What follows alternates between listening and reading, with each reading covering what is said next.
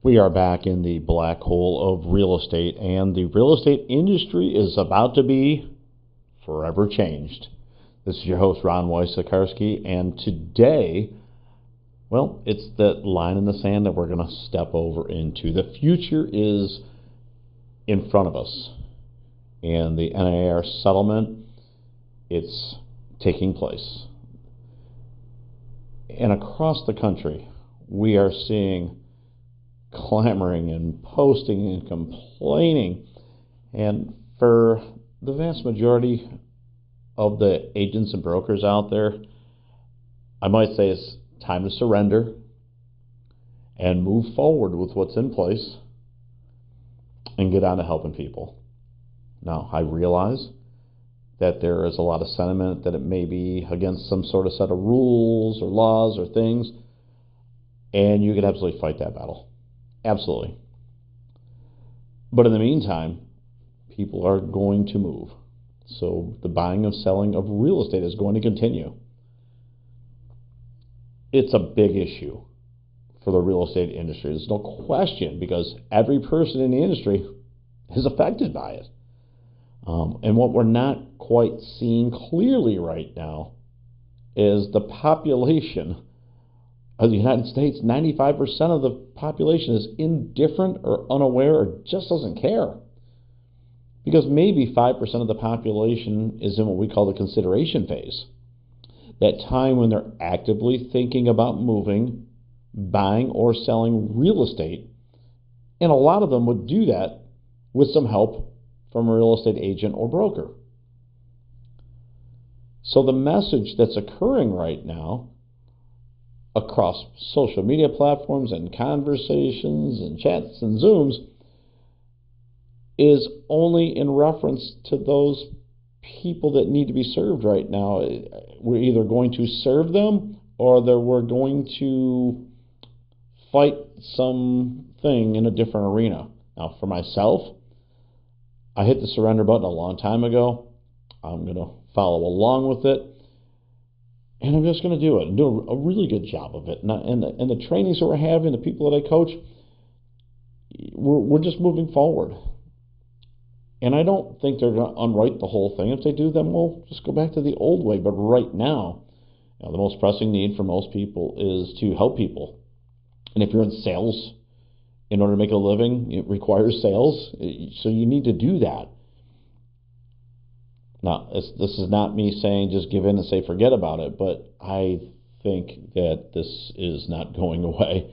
And there's enough energy among some of the major brokerages across the country that aren't necessarily fighting against it, and they're training and putting in systems so that we can work within the framework of what's being given to us right now and go back to helping people. And I think this right now is the best course of action.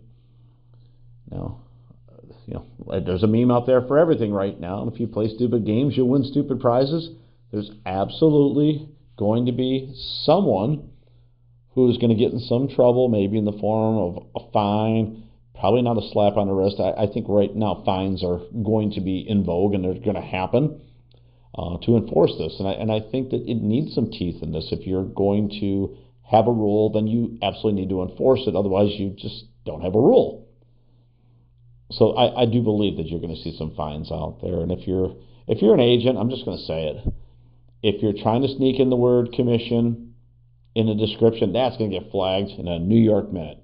If you're trying to make the price of the property something that might suggest what a commission might be, I think that's going to get hit. And if it's in showing instructions or remarks or any place, I think it's such an avoidable circumstance for anybody to be fined right now, because it's clearly written that you could call the listing agent and ask if the owner is considering a commission, if so, at what level.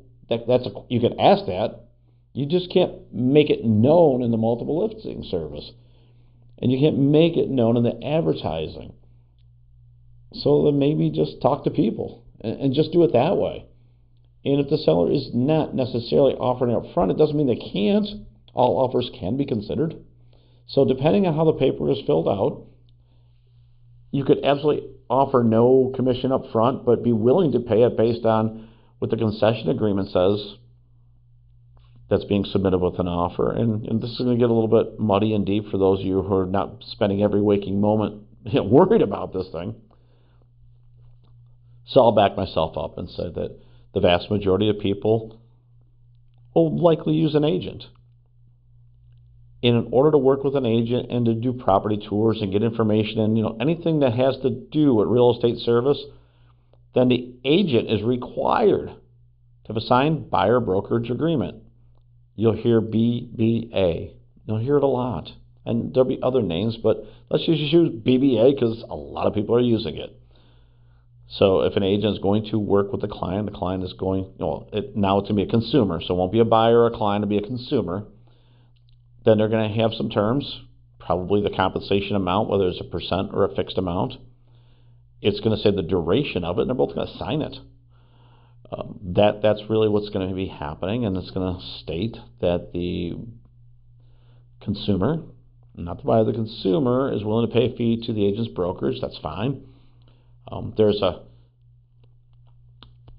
concession addendum that can be filled out by the agent, signed by the consumer, the buyer, and it can be sent along to ask the seller to compensate the buyer's agent, and it would, in a roundabout way, work a lot like what's been happening for a long, long time.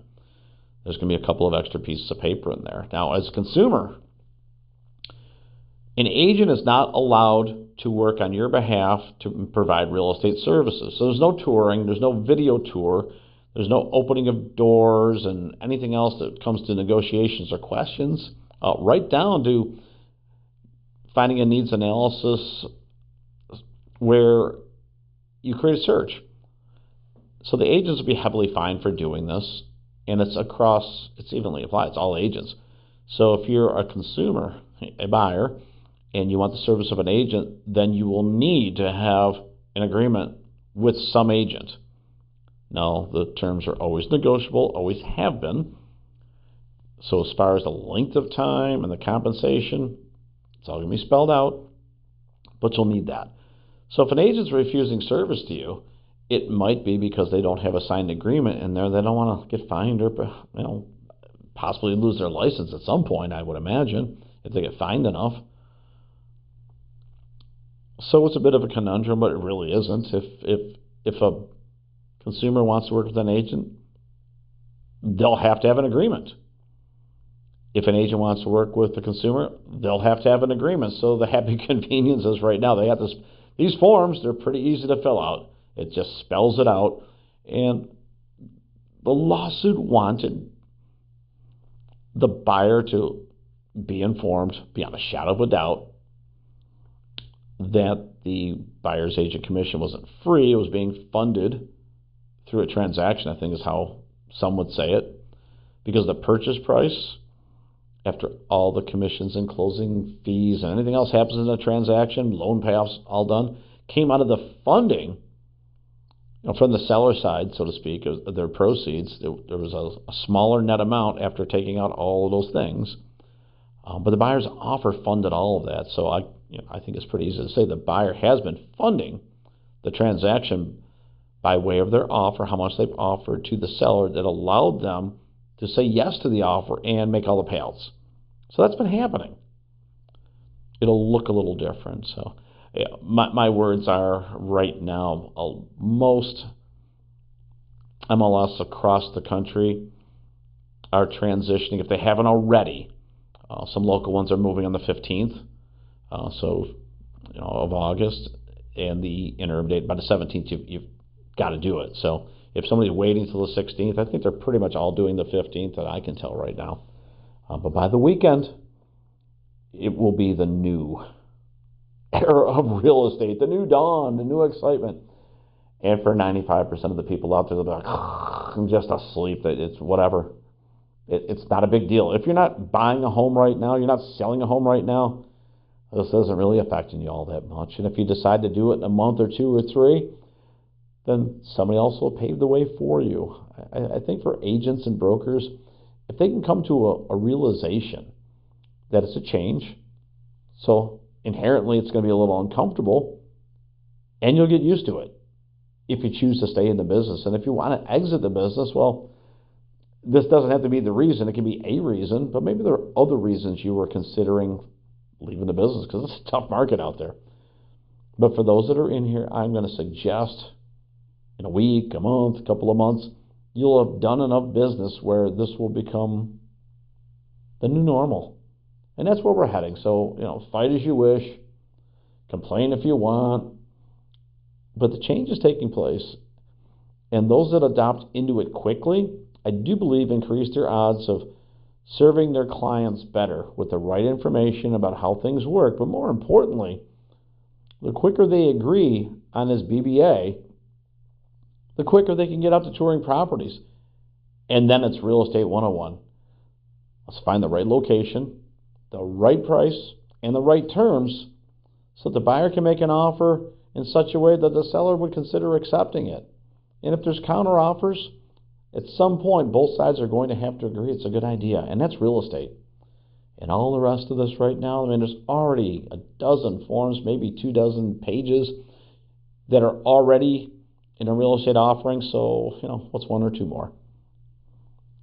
I hope this helped you out just a little bit. Things are going to change, but it's not that big of a change. And I think if we make less of a big deal about the fact that something's changing and more of a big deal about getting the one or two forms correct, the better off we're all going to be.